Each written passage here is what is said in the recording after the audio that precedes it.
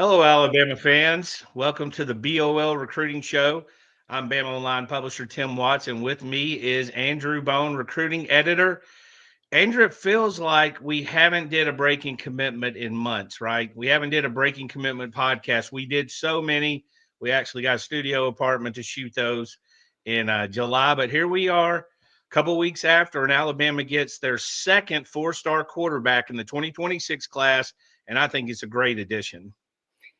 Yeah, Alabama went into this cycle thinking they might need to sign two quarterbacks, and they were able to get Jet Tamala last month, who flipped from Iowa State, and then today ends up getting Tayden Kawa, a 6'4", 225-pound plus quarterback who's originally from Hawaii, but played his junior season at Orem High School in Utah. Had a really good season, almost 2,900 yards passing with 28 touchdowns, 9 interceptions. But adding a second quarterback in this class of that caliber is really good. I mean, we thought it was going to be really good just adding a any sort of quarterback in this class after Absolutely. signing Keelan Russell last cycle. We knew it was going to be a challenge, and we didn't know a lot of answers heading into middle of the month in May. But obviously, things change, and 2 months later, we're sitting here with two quarterback commitments in Alabama's 2026 class. And again, Tayden Kawa, I think I'm saying that right. My Hawaiian's not the best, but he commits 6'4", 220 plus pounds. Big guy, throws a heavy ball, nice ball in the seams. He's very comfortable. I'll tell you what stood out to me the most as when obviously Alabama saw him live. They're very thorough with all their recruiting evaluations. We've seen how they handled that, but also that he works out with Nalu, who's Tua and Talia's daddy, who knows the quarterback position very well. And it's not just his sons he knows. He's working with Trent Seymour up at Thompson. He's worked with a lot of guys, big name guys. So when he signs off on a guy, especially an upside guy, future's ahead of him, you have to really listen. Yeah, I mean, you get Nalu's stamp of approval. Yeah, I think that that's certainly a big deal.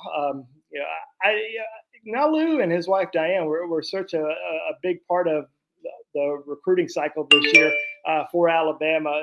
Last month being at a few of the different official visit weekends, not there necessarily to recruit, but to tell a lot of these different families about their entire experience at the University of Alabama, and I think that helped. And then then you look back at Tayden's recruitment, and this probably wasn't a guy that we talked about throughout the year. We didn't even talk about him until middle of June, but he came down to Alabama's football camp, worked at it, and I think that that's probably the time when Nalu told Alabama, "Hey, we got this kid that we've worked with that we know. I think it might be a good fit." He came in, worked out for Alabama. They offered him a scholarship actually before Jet Tamala made that commitment to the Crimson Tide. About a week later, Tayden came in for the official visit weekend. Shortly after, Jet had committed to Alabama, and basically they told him, "Hey, we still have a spot for you here if you want to jump on board." I think it took him a few weeks to kind of figure out, do I want to be a second quarterback in Alabama's class, or do I want to go somewhere else and be the only quarterback in the class? BYU, Boise State were a couple of the other schools that had heavily recruited him, but it looks like he wants to come in and get developed in Tuscaloosa. Yeah, I think the relationship played a big factor there. And also, his only official visit was to Alabama. Took the unofficial. I know he's worked out in Alabaster with Nalu before, so he's pretty familiar. He's going to know people when he gets there. But you look back, again, we talk about this recruiting process. Alabama, Kalen DeBoer, Courtney Morgan, the whole staff does a terrific job. But the quarterback position has had some of the best storylines. Talk about it a million times, going to talk about it a million more. Last year with Keelan Russell, going and recruiting him, committed to SMU, looked at several quarterbacks before narrowing their decision down to Keelan and making a push, though. And we knew last year when we saw Keelan rise, when we saw him go quick in the rankings, it's going to be hard to get another guy like that next year. But I mean, you mentioned Jet Tamala. I'm as high on this guy, I think, as anybody almost in this class from a quarterback position. I'm on record saying my first thought, I'm not saying he's him, but my first thought when I saw him was Drake May, the exact same way I felt when I saw Drake, a big kid, a basketball guy, has a big arm. He's athletic. Both have that same kind of haircut. I mean, there's a lot of there's a lot of similarities. So you get him, and now you add Tayden. You can see what they're trying to do in that quarterback room. Yes, and they like size. I mean, they've gotten some big guys over the course of the last. I mean, I guess it started with Austin Mack when they signed him at 6'6", but they certainly Absolutely. like big guys, big arms. Guys that they feel like they can come in and develop. And I really like the two quarterbacks, knowing that who Alabama signed last year in Keelan Russell, and they want to come in and still compete. They're not scared of competition. They want to come in, get developed. Talking to Jet a few weeks ago, it didn't bother him at all. You look back at some of the other recruitments from other quarterbacks that Alabama signed. For instance, Ty Simpson. Ty told us when he signed with Alabama, after Bryce Young, and Jalen Milroe, he said, it doesn't matter if I don't play until my senior year. I want to come in, get developed at Alabama. This is where I want to be and where I want to stay. Now, obviously, we know how things work in the transfer portal these days, and the rev share and all that kind of stuff. So, guy ends up sitting on the bench for a year or two, wants to go play somewhere else. That can still happen, but I think you got to give a lot of credit to these guys for wanting to come in, right after Keelan and come in and compete. Yeah, I agree with you. And while we've got you, the same request we make every show. If you like it, give us that thumbs up. Andrew, show him that thumb. Haven't seen it in a while. We missed that thumb. Give us a like, hit a subscribe button for us. You also can catch us on the BamaOnLine.com roundtable. We actually left the message board to film this, and we're heading right back to the message board when we get done to talk about this commitment. But again, Andrew, you mentioned the size. I mean, outside of Lotsier Brook, who literally looks like Brandon Brooks at this stage, because the height on this team is unbelievable. Starting with the wide receivers, the tight ends, it's almost absurd. Now you're adding three 6'3" plus quarterbacks coming on the heels of them.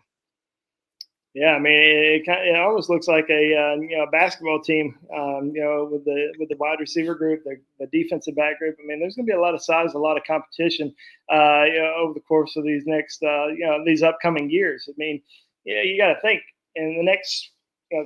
Not saying that these guys that are seniors and juniors right now aren't Kalen DeBoer's guys, because they were recruited by Saban, but they Absolutely. stayed for Kalen DeBoer Multiple times. They Yeah, stayed multiple times now. Yeah. multiple times. But in 2 more years, you're going to have a team full of guys that were recruited only by Kalen DeBoer and this staff. And who knows? We might have a whole team full of every single person on the team might be 6'3" plus. Yeah, no doubt about it. So you look at the Alabama class now, you're at 20 commitments. Kind of has fallen the way we wanted it to go, or we expected it to go. We kind of fell with the official visits in June and come in here. But again, they hit that run, went from 5 to 19 commitments in like 4 weeks or whatever it was. Been 12, 13 days, whatever it's been since the last one. It's been closer to 17 days since the last commitment. But this class right now stacked up. Still got a need or two left. Also, besides the needs, they're still going to be looking for best available player and guys that can develop during their senior year, because people seem to think that junior year, Matt Brown did that. He would finish that whole recruiting cycle. But we've seen dozens and dozens of guys every cycle around the country pop up with elite offers. No doubt, and we've seen a lot of those guys, end up being stars at Alabama. Whether it was Josh Jacobs, Eddie Jackson, Christian Barmore, and there's others. Robert Lester is another guy that was a late offer for Alabama. So we could see those late offers potentially happen. And I also want to mention that the recruiting process still isn't over for a lot of guys. There's going to be guys that end up sneaking into Tuscaloosa for a game day experience this fall. They're already looking at the schedule, and they might be committed somewhere else right now. And they had Alabama in their top 2, top 3, and they're going to end up making a trip back to Tuscaloosa. And some of those guys won't flip, but you never know. There might be a player or two who does. Ivan Taylor last year, Derek Meadows, Marshall Pritchett. We saw those 3 guys flip to Alabama during the season. And those are guys who took official visits to Alabama during the summer. Meadows commits to LSU. Ivan Taylor flips his commitment from Notre Dame to Michigan. Marshall Pritchett came in as a UNC commitment, stuck with UNC. but all those guys end up in Alabama's class. So you never know what might happen in the next 3 or 4 months. But so that's going to be some things that we're going to be paying close attention to. But as you said, 20 commitments right now. Only a few guys we're still kind of watching over these next, I would say, 4 or 5 weeks with Tank Jones and Elijah Golden. Yeah, that's for sure. And the one thing we know going through to December is this Alabama staff does a really good job of building relationships. And that's proven to be pay off, even if it's not now, we've seen it pay off down the road. So we appreciate y'all. We know your time is valuable. Thank you for turning in. If you get a chance, hit that like and subscribe button.